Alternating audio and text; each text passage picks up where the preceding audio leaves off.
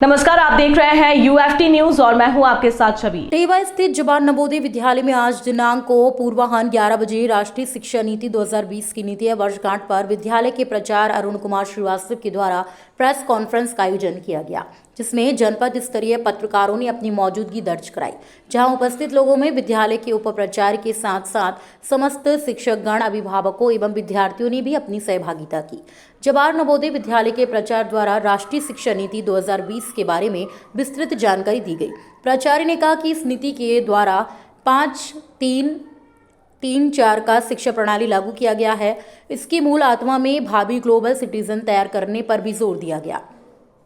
तथा शिक्षा को स्किल डेवलपमेंट के साथ जोड़ा गया है, जिससे कि हमारे विद्यार्थी जब स्कूली शिक्षा प्राप्त करके बाहर निकलें तो वह अपने जीवन को आत्मनिर्भर बनाने में सक्षम हो तथा अपने समाज को आगे ले जाने और देश की आर्थिक स्थिति को मजबूत करने के लिए ज्ञान के क्षेत्र में भारत को विश्व गुरु तथा नॉलेज सुपर पावर के रूप में स्थापित कर सके। वहीं प्राचार्य द्वारा चर्चा के दौरान पूछे गए प्रश्नों के उत्तर में बताया गया कि यह नई राष्ट्रीय शिक्षा नीति 2020 में ऐसी व्यवस्था बनाई गई है जिससे कि विद्यार्थी मल्टीपल स्तर पर एंट्री ले सके तथा साथ ही साथ मल्टीपल स्तर पर एग्जिट करने की व्यवस्था है, जिसमें विद्यार्थी 12वीं के बाद यदि एक वर्ष स्नातक में पढ़ाई करता है और उसके बाद किसी व्यक्तिगत कारण से आगे की पढ़ाई छोड़नी पड़ती है तो उस विद्यार्थी का वह 1 साल बर्बाद नहीं होगा, बल्कि उसे 1 वर्ष की पढ़ाई पूरी करने पर ग्रेजुएट सर्टिफिकेट मिलेगा, जिसे वह आवश्यकता के अनुसार उपयोग कर सकता है। इसी प्रकार विद्यार्थियों द्वारा 2 वर्ष स्नातक में अध्ययन करने पर डिप्लोमा सर्टिफिकेट तथा 3 वर्ष की पढ़ाई करने पर स्नातक डिग्री मिलेगी।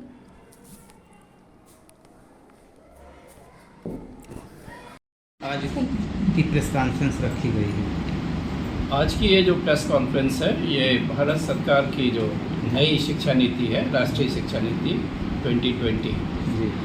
इसके परिप्रेक्ष्य में रखी गई है और भारत सरकार की मंशा है कि इस शिक्षा नीति के जो मुख्य बिंदु हैं उससे सभी जनमानस को और आम जन को सूचित किया जाए, उनको बताया जाए कि इस पॉलिसी के तहत बच्चों का किस तरह से विकास होगा और देश में एक नई शिक्षा क्रांति कैसे आएगी। मुख्य तौर पे ये पॉलिसी अभी वर्तमान में जो हमारा 10+2+3 सिस्टम है, इसको रिप्लेस करके 5+3+3+4 यानी कि शिक्षा को 4 चरणों में बांटा गया है। इसमें पहली स्टेज को हम प्रिपरेटरी स्टेज बोलते हैं, फाउंडेशन स्टेज बोला जाएगा, फिर प्रिपरेटरी स्टेज आएगा, फिर आपका मिडिल स्टेज है और उसके बाद सेकेंडरी स्टेज। और मुख्य उद्देश्य इस पॉलिसी का ये है कि हम अपने छात्रों को 21वीं सदी के लिए तैयार करें, जहाँ पे उनमें वैज्ञानिक सोच हो, कठिन से कठिन समस्याओं का समाधान करने की क्षमता हो, क्रिएटिविटी हो, नया सोचने की कुछ उनमें बच्चों में क्षमता हो,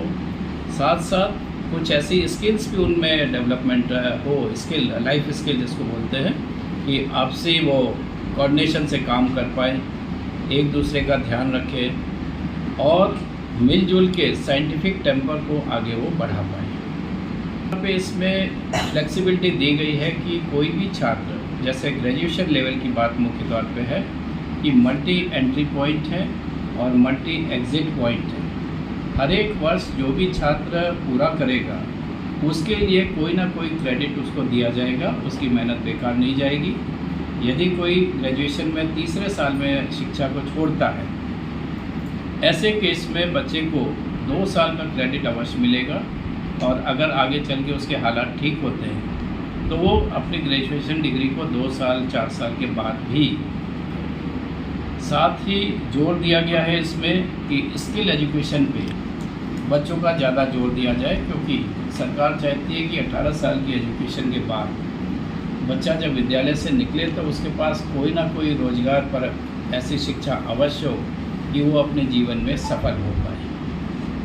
ये ज़्यादातर मुख्य तौर पे है और टीचर एजुकेशन पे भी जोर दिया गया है